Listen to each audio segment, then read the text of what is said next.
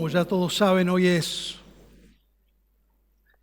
Domingo de Ramos, es en el calendario litúrgico cristiano una celebración especial y esta semana vamos a celebrar Semana Santa. Para los que llegaron después de los anuncios, les recordamos, el jueves vamos a tener una celebración especial a las 20 horas y el domingo va a ser la celebración de Resurrección, va a ser un solo turno, así que vení temprano. A las 19:30 horas va a ser el domingo. Pero hoy el mundo cristiano está recordando la entrada triunfal, lo que normalmente se dio en llamar la entrada triunfal, que fue aquel atardecer cuando Jesús entró a Jerusalén viniendo desde el lado de Betania, desde el lado del Monte de los Olivos. Y si bien este relato está en los 4 evangelios y vamos a ir mirándolos en algún momento, quiero enfocarme en Juan capítulo 12. Juan capítulo 12. Y lo he llamado esta reflexión, la falsa coronación del verdadero rey. El rey era verdadero, pero la coronación no fue verdadera. Quisiera poner un trasfondo a lo que queda flotando detrás de esta escena que todos nosotros hemos visto en películas y hemos aprendido tal vez de diferentes maneras, pero todos tenemos esa imagen de Jesús viniendo en un burrito a Jerusalén, rodeado de gentes que vitorean su nombre. Pero hay una pregunta detrás de todo esto. Ellos querían enfrentar y aclamaban a Jesús porque querían que Jesús enfrente el poder romano. Y la pregunta es, ¿dónde está verdaderamente el poder?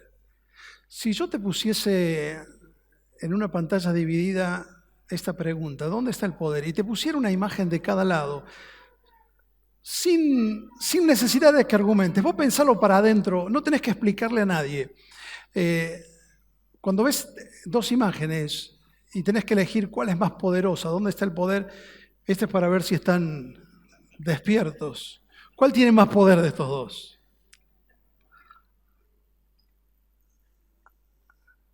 ¿Dónde está el poder? ¿Será en un robot, en la inteligencia artificial, o todavía seguirá estando en un niño, en un ser humano? ¿Será la tecnología o esa planta que empieza a brotar? ¿Qué representa el poder para nosotros? ¿Será Elon Musk, el hombre más rico del mundo? Eso es poder.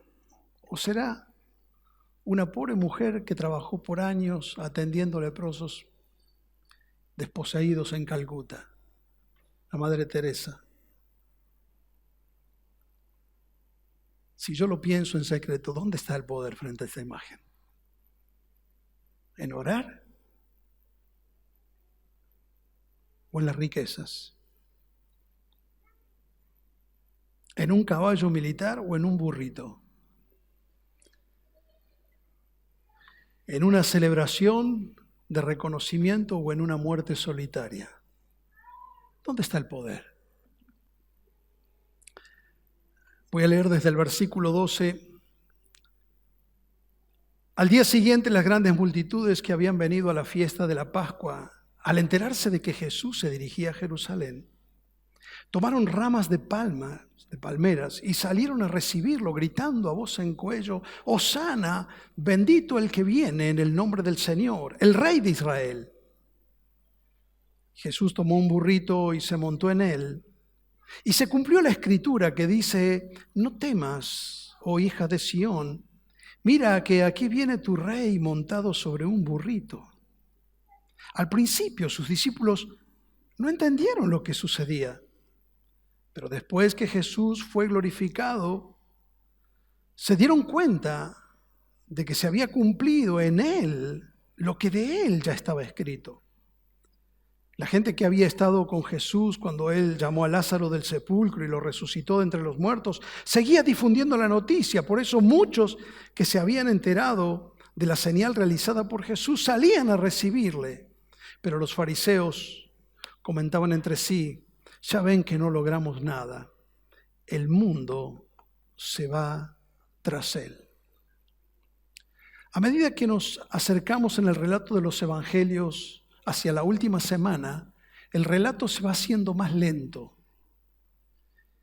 Y todos los evangelios ponen su enfoque en esta semana que hoy comienza, la última semana del ministerio terrenal de Cristo. La vida de Jesús se narra en 4 evangelios. Mateo dedica un cuarto de su evangelio a hablar solamente de la última semana, desde la entrada triunfal hasta la resurrección. Marcos dedica un tercio de su evangelio a esta semana que hoy nosotros comenzamos a celebrar.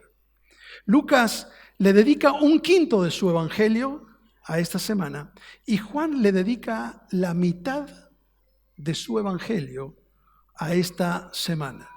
Lo podríamos decir de esta manera: si usted suma todos los capítulos de los evangelios, de los 4 evangelios, desde el nacimiento de Jesús hasta la resurrección, se va a dar cuenta que hay 4 capítulos dedicados a contar los primeros 30 años de Jesús.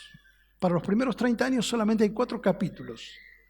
Pero para el resto hay 85 capítulos, para los últimos 3 años. Desde los 30 a los 33 hay 85 capítulos, de los cuales 30 se enfocan solamente en los últimos 7 días.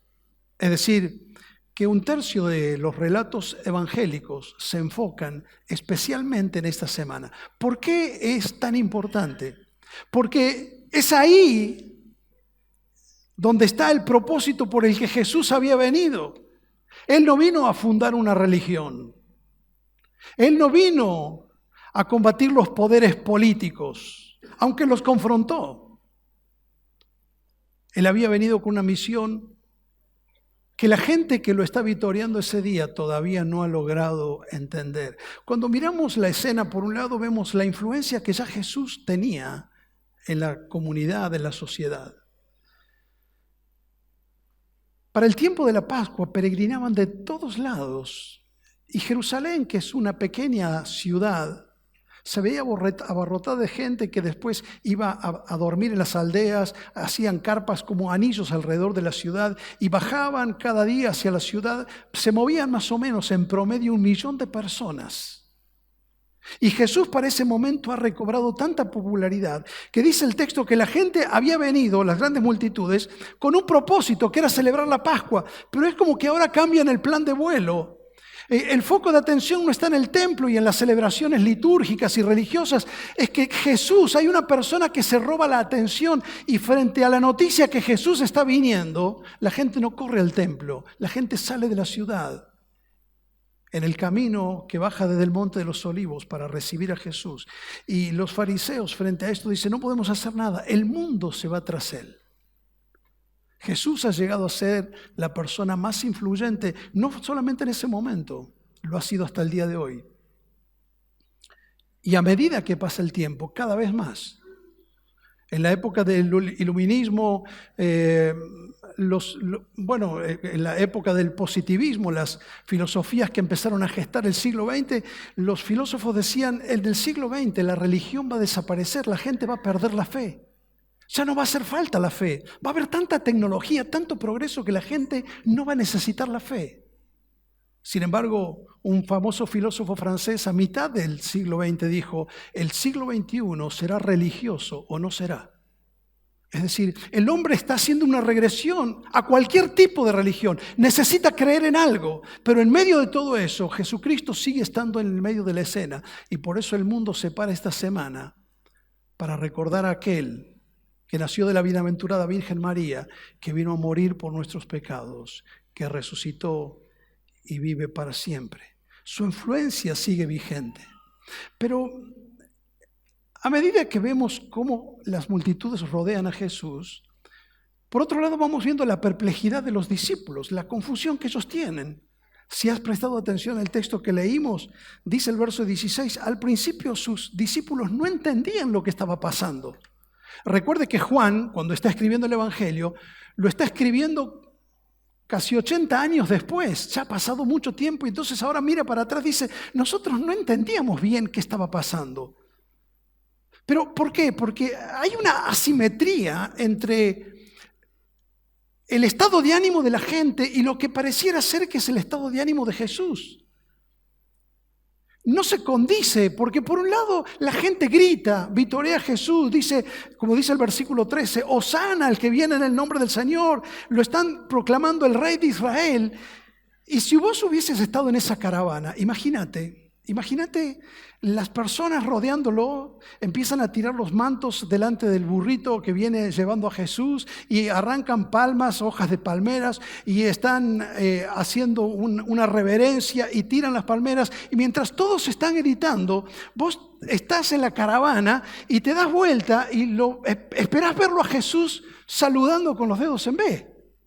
Como un político en caravana, digamos, todos están festejándolo a él, por lo menos está saludando, está sonriendo, está gesticulando, y de pronto mirás atrás y dice Lucas, cuando Jesús vio la ciudad de Jerusalén, mientras todos están gritando alrededor, Jesús lloró.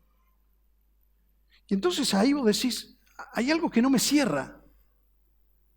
O hay algo que ellos saben y que Jesús no sabe. Por eso ellos están tan contentos mientras Jesús llora. Te digo algo. En los evangelios este verbo llorar se usa 2 veces para Jesús. Una vez frente a la tumba de Lázaro, pero son palabras diferentes en el texto griego. Frente a la tumba de Lázaro se usa una palabra llorar que significa correr las lágrimas. Pero el término que se usa aquí significa un llanto audible. Cuando no podés retenerlo y necesitas expresarlo casi en un gemido. ¿Cómo es que ellos están tan contentos y Jesús no parece reaccionar ante la alegría del pueblo? ¿Acaso ellos saben algo que Él no sabe o no será al revés? O capaz que Él sabe algo que ellos no saben. Por eso no está igual que ellos. Capaz que Él conoce algo que ellos no conocen. Y sí, porque Jesús conoce el futuro, ellos no. Jesús sabe lo que va a pasar dentro de unos días. Esos que hoy le gritan, ¡viva el Rey!, dentro de 4 días van a decir, crucifíquenlo. Jesús no tiene el mismo ánimo que ellos porque Él conoce el futuro, pero además por algo. Y es porque Él conoce el corazón. Y Él sabe que ellos no están entendiendo nada de lo que está pasando.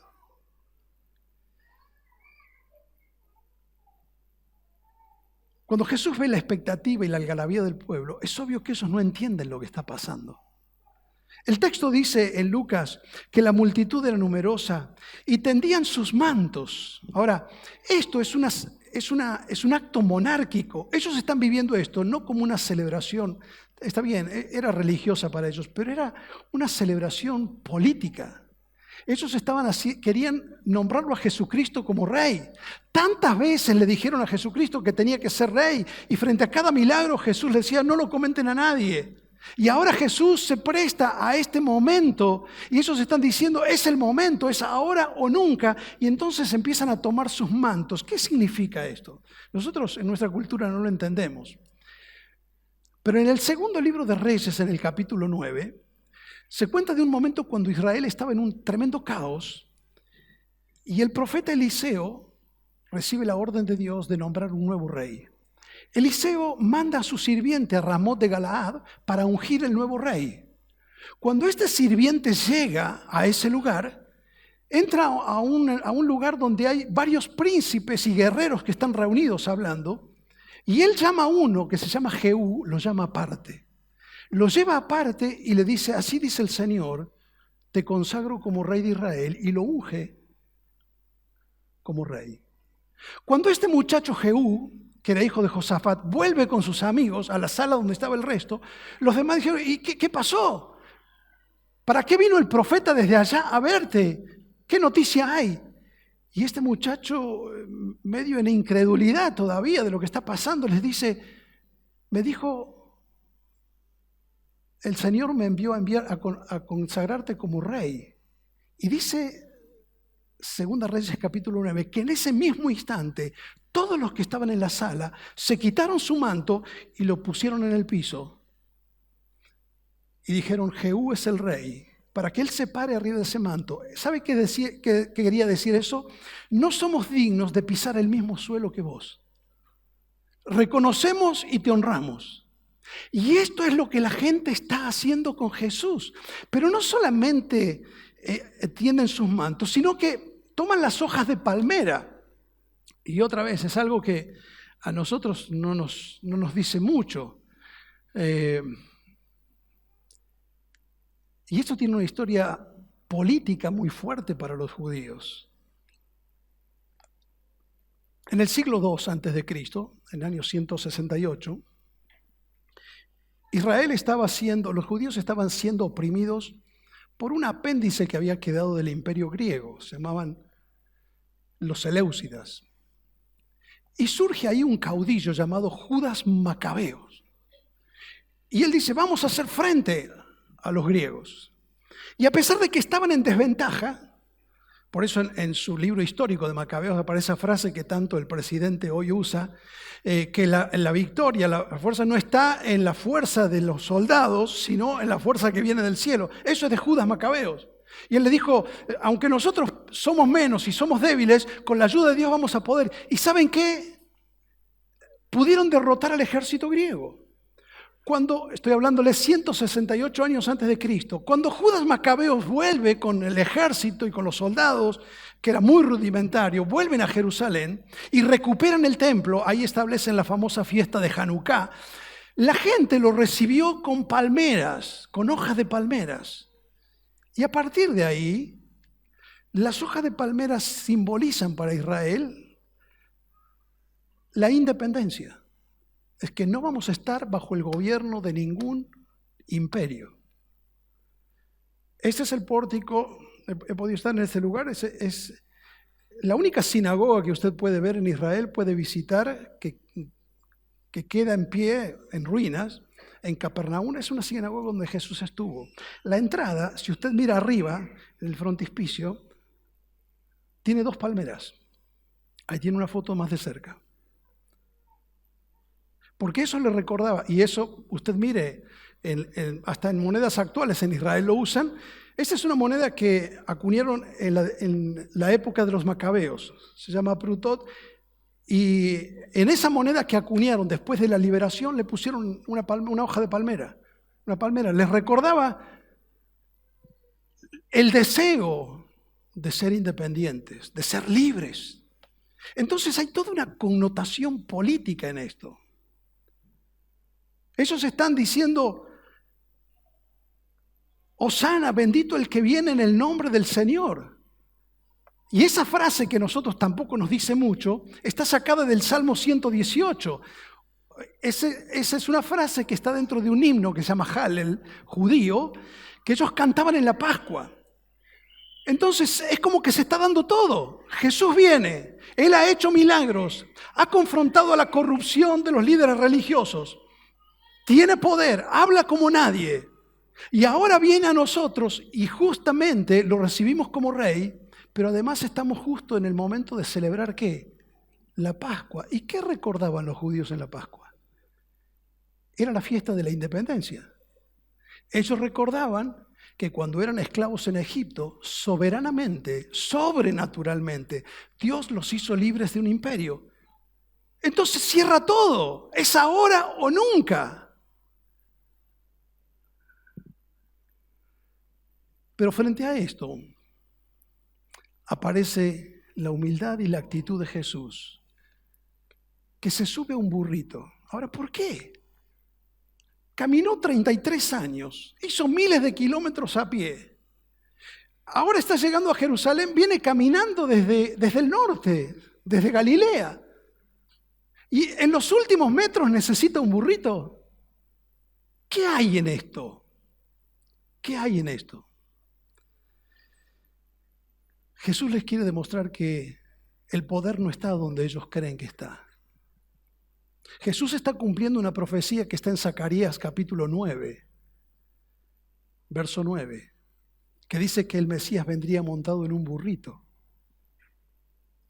Y Jesús intencionalmente está contrastando lo que eran las entradas triunfales de los romanos y de los poderes del mundo de entonces. Cada vez que un general, Alejandro Magno también lo hizo, cada vez que un general volvía de una guerra, hacían una entrada triunfal. La entrada triunfal era una fiesta que duraba días y traían el ejército, era una demostración. ¿Vieron cuando los coreanos hacen los desfiles militares y empiezan los camiones con todas las ojivas nucleares y todo? Es una demostración de poder. Bueno, ellos traían soldados y venían los esclavos que tenían y venían los militares y todos en sus caballos y después 4 caballos y después el general. Y competían entre ellos a ver quién hacía una entrada triunfal más despampanante, más exitosa, con más convocatoria. Es más o menos como una caravana política en época de campaña. Cada uno quería tener su caravana. Incluso después hacían monumentos que recordaban esa entrada, los famosos arcos de triunfo, que usted conoce. Todo esto era. Y frente a todo ese mundo despampanante de venir el rey en su caballo, imagínense, Poncio Pilato era gobernador romano asignado a la tierra de Israel. Él tenía su palacio en Cesarea Marítima, es decir, a 100 kilómetros de Jerusalén. Cada vez que llegaba la Pascua, Poncio Pilato hacía una entrada triunfal para recordarle a los judíos que aunque ellos están festejando una independencia en la Pascua, ellos siguen siendo súbditos del imperio. Entonces, cada vez que llegaba la Pascua, Poncio Pilato venía con su caballo y venía con sus soldados, venía con un grupo de soldados y hacía su entrada triunfal. Y Jesús aparece en un burrito. Un burrito. El burrito es para la carga y es para los siervos. ¿Te acordás del Quijote de la Mancha? El caballero, Don Quijote, anda en un caballo. Pero el siervo, Don Sancho, ¿en qué anda? En un burrito. En un burrito. La realeza siempre ha puesto los caballos como ícono de su poder. Hasta ahora, esta es una foto muy contemporánea, es el casamiento del príncipe Guillermo. Él podría hacer ese paseo triunfal en un Rolls Royce, pero ¿por qué tiene que llevar esos caballos? Porque ese era el mensaje. Pero Jesús le está contestando a todo ese sistema. Jesús está dejando bien claro que Él no viene a competir con el César. Jesús deja bien claro que a Él ni le interesa compararse con los poderes de este mundo. Que Él no viene a competir con los poderes humanos. Que Él no quiere parecerse a ningún emperador romano. Que Él no quiere que lo confundan con los reyes de la tierra. Cuando Él está gritando, ahí viene el rey, lo están poniendo como un rey más. Los romanos tienen su rey, los griegos tienen su rey, nosotros los judíos ahora tenemos nuestro rey. Y Jesús quiere dejar bien claro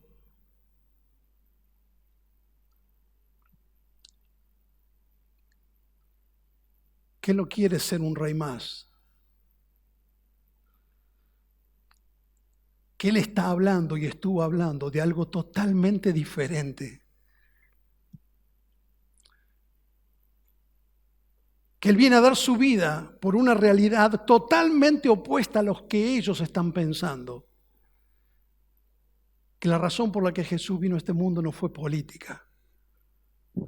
Por eso es la falsa coronación del verdadero rey. Y por eso Jesús llora, aunque todos se están riendo y están festejando. ¿Lo entendés? Y entonces dice Lucas 19, 42, 41, cuando vio la ciudad, lloró por ella y dijo, ¿cómo quisiera que al menos hoy supieras qué es lo que puede darte paz? Pero eso ahora está oculto de tus ojos. Vendrán días cuando te van a rodear y no va a quedar piedra sobre piedra. Literalmente, 38 años después que Jesús lo profetizó, se cumplió. Vino el emperador romano con casi 100,000 soldados, sitió la ciudad de Jerusalén en una fiesta de Pascua. Terminaron matando según Flavio Josefo, 1.100.000 judíos. Y tomaban árboles del monte de los olivos y por el aceite de los olivos que lo usaban como combustible, pusieron fuego en toda la ciudad, al punto que por el calor se derretía el oro del templo que ellos tenían y se metía, imagínense lo que eran las piedras, entre las mismas piedras, los bloques y el piso, y después que eso se enfrió, los soldados con puntas y con lanzas removían las piedras para llevarse el oro. Y se cumplió literalmente. Jesús les dice: ustedes no entienden dónde está el poder. No va a quedar piedra sobre piedra. El poder no está en las piedras que nosotros ponemos. El poder no está en los proyectos humanos, en los logros humanos. Nuestro problema es mucho más profundo. Si pudieras saber lo que te puede dar paz, ¿dónde está la paz? Mi querido, ellos creían que iban a tener paz si se libraban de la opresión romana. La verdadera opresión, la primera opresión, y toda opresión empieza en la opresión interior que produce el pecado, que esclaviza al hombre y a la mujer. Y eso es lo que nos quita la paz. Podés vivir, mira el primer mundo, podés vivir en el país más libre del mundo y estar oprimido espiritualmente y ser esclavo, aunque igual que si vivieras en el tercer mundo. Porque el problema está en el corazón. Y Jesús dice: pero eso ahora vos no lo podés ver. Dice el verso 42, eso está oculto de tus ojos, porque no reconociste el día que Dios vino a visitarte. ¿Ves? Lo que Jesús está diciendo es que la incredulidad es una forma de ceguera. Como no crees, no podés ver. Dios está pasando y no lo ves. ¿Sabes? A veces Dios pasa por la vida y no lo hemos visto. En la última entrevista que le hacen a don Atahualpa Yupanqui en televisión, el entrevistador le pregunta sobre las payadas del perseguido, las coplas del payador perseguido. Es una de las primeras poesías que escribió don Atahualpa Yupanqui. Y en esa poesía él se queja de su realidad y él dice: Dios es un gaucho que por mi rancho no ha pasado. Y entonces el periodista, indagando un poco en esa incredulidad de don Atahualpa Yupanqui, le dice: ¿y cómo es eso, don Ata, que usted escribió cuando era joven, de que Dios nunca pasó por su rancho? Y don Atahualpa, tal vez con la experiencia de los años, se quedó un rato en silencio y dijo: no sé si es que no ha pasado, o a lo mejor es que pasó, pero yo estaba distraído. ¿No será eso? A lo mejor pasó y estábamos en otra. Aún yendo a la iglesia, llega Semana Santa, jugamos un ratito a la religión y después todo sigue igual. Y Dios nos está dando la oportunidad y Jesús dice: y ustedes no la están viendo. ¿Qué nos recuerda a vos y a mí un domingo de Ramos? Por un lado, que la incredulidad te puede cegar del paso de Dios por tu vida. Por otro lado, que nunca tenés que dejar que la gente defina tu fe y tus convicciones. Toda esa gente que hoy gritaba una cosa, dentro de 4 días va a gritar otra. Y ese es el drama de hacer y vivir condicionado y pensando, que es lo que hace la mayoría. Pero otra cosa que tal vez nos recuerda de esta celebración es que Dios no siempre va a cumplir nuestras expectativas, pero sus planes siempre son mejores. La expectativa de ellos era solamente material, terrenal, política. Ellos no entendían que su verdadera necesidad era espiritual. Y se desilusionaron con Jesús porque Jesús no cumplió sus expectativas como rey político. Y 4 días después lo eligieron a Barrabás y pidieron que lo crucifiquen. No entendían lo que estaba pasando. ¿Cuánta razón tenía Jesús para llorar? Dios no había venido para cumplir nuestras expectativas. Él había venido para salvar nuestra alma de la condenación eterna. Es por eso que 4 días después, lo que vamos a celebrar el jueves, fue entregado y llegó el viernes y Jesús es crucificado. Y no está muriendo como víctima de un sistema corrupto. En todo momento Él ha planeado y ha estado en control de todo. Él ha estado cumpliendo cada una de las profecías que de Él se habían escrito. Es más, este día, hoy, Domingo de Ramos, es el domingo antes de Pascua. ¿Sabe qué día era el día que Jesús entró a Jerusalén? Era un 10 de Nisan. Era un día domingo como este, justo el domingo anterior a la Pascua. El sábado, recuerden que el sábado es feriado, es el Shabbat. Después que pasaba el feriado, que era el 9, cayó 9 de Nisan, el día 10 era el día que las familias judías usaban para elegir el corderito que iban a ofrecer para la Pascua. Y algunos hacían como un juego en la casa, porque iban con los niños para elegir, a ver, ¿cuál es el corderito que vamos a ofrecer en sacrificio en la Pascua? Y mientras el pueblo elige el corderito para la Pascua, paradójicamente está ocurriendo toda esta escena, como que Dios les está diciendo: este es mi cordero, aquí lo tienen, no tienen que buscar más. Este es el cordero de Dios que quita el pecado del mundo. Para eso Él ha venido, para llevar nuestros pecados, para romper las cadenas que han esclavizado nuestra vida, para darnos el perdón, la salvación y la vida eterna. Por eso, frente a esta nueva celebración,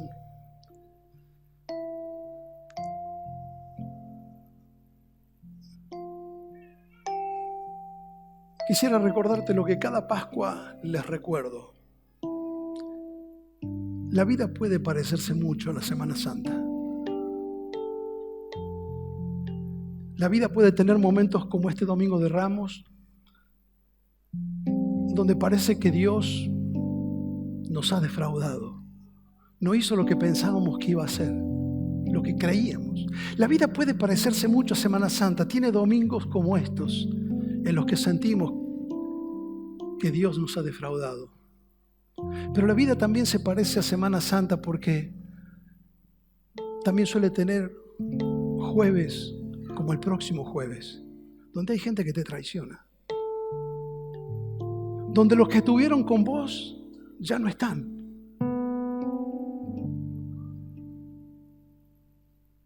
donde quedás solo, donde sos acusado injustamente tal vez.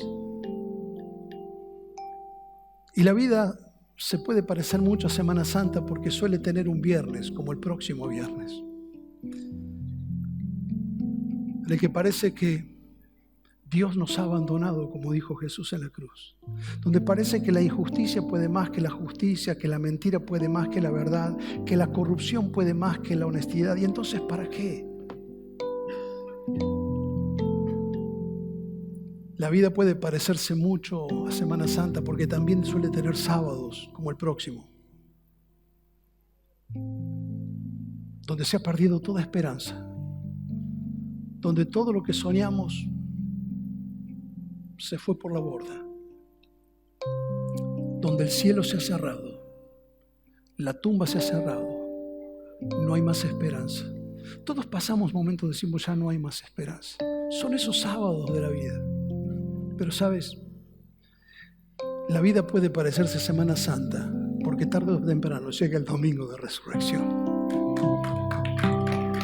Porque Cristo Jesús venció la muerte, porque Él vive y reina, porque Él vino para llevar nuestros pecados, pero no para quedar en la cruz, sino para resucitar como el Señor y el Salvador, el Rey de todos aquellos que están dispuestos a decirle: Señor. No quiero que sea una falsa coronación, no quiero que sea un acting, de verdad. Me arrepiento de mis pecados, sé que has venido para darme la oportunidad de tener el perdón y empezar una nueva vida. Señor, si estás pasando por mi vida hoy, no quiero perder esta oportunidad. El Señor está pasando hoy por aquí. Pero si no estás dispuesto a creer, te pasará como aquellos que no lo pudieron ver. Nos ponemos de pie para orar al Señor. Si quieres hacer una oración de fe en tu corazón, si nunca le has dicho: Señor, te confieso como mi Señor y mi Salvador, puedes decirle esta noche: Señor, me arrepiento de mis pecados. Reconozco, Señor, que he vivido como si yo fuera el rey de mi vida. Pero hoy, Señor, te confieso como mi Señor y mi Salvador.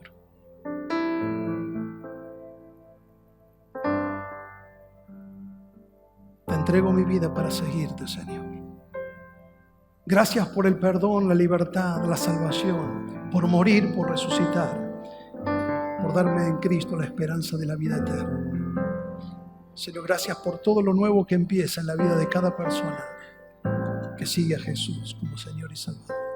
Creemos con todo nuestro corazón en lo que vas a hacer en cada uno de nosotros. En Cristo Jesús.